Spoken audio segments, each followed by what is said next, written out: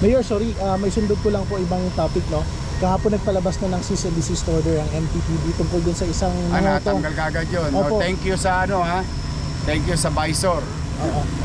Kanina, Yorme, nakausap ko yung driver ng SUV, taga Las Piñas, sinanap ko rin siya.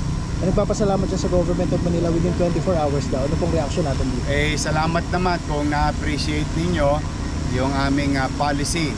Alam nyo, walang gobyernong perfecto, that I know.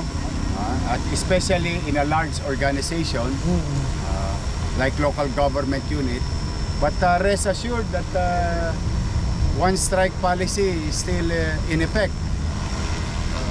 Pag may nag-commit na nanulongges ng mamamayan, wala na kagad trabaho. In fact, modesty aside, 1 hour after when we found out, thanks to Visor, yun, tanggal na kagad sa trabaho. Tinanggal na ni Director Dennis. Now, I think another lesson learned for our traffic enforcer that ang mga taong bayan ngayon talagang nagmamatsyag, vigilant. And kaya yung mga nakagawian nyo sa lumang panahon na para kay Edith Pati, tigil-tigilan nyo talaga yan. Sayang naman, mapapahiya kayo, mawalan pa kayo trabaho. Your city government, you know it already, what is due to them, we give to them sa aming mga empleyado. Ano Pero walang karapatan na mang-abuso ng mamamayan. Kaya I'm happy for that person, na-appreciate niya yung action, immediate action ng city government of Manila. We'll do pa rin, sunod-sunod. Ano marching order mo, Yorme? Ganun pa rin.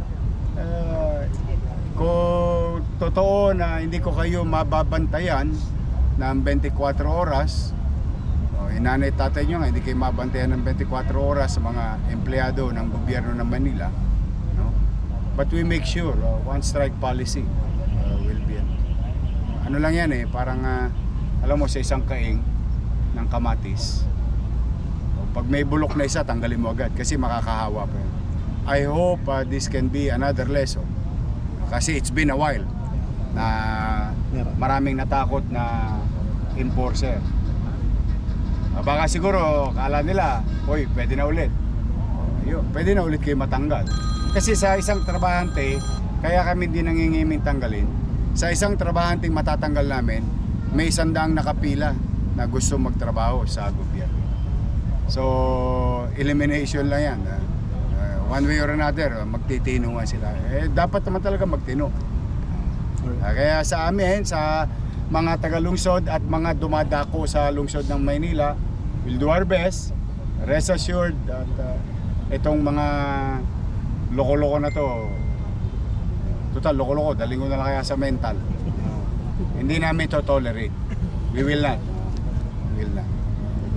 We'll do our best, maging maayos at panatag. Nakita nyo nga po itong mga ito future proofing of where the city of Manila is going. Thank you, Mayor. Thank you. Thank you, Mayor. Salamat, Yorme.